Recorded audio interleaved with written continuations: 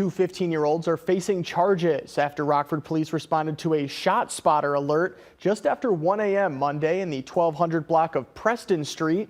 Officers say they found one of the teens carrying a loaded gun along with fireworks, and that teen faces several charges, including reckless discharge, and is currently being held in juvenile detention.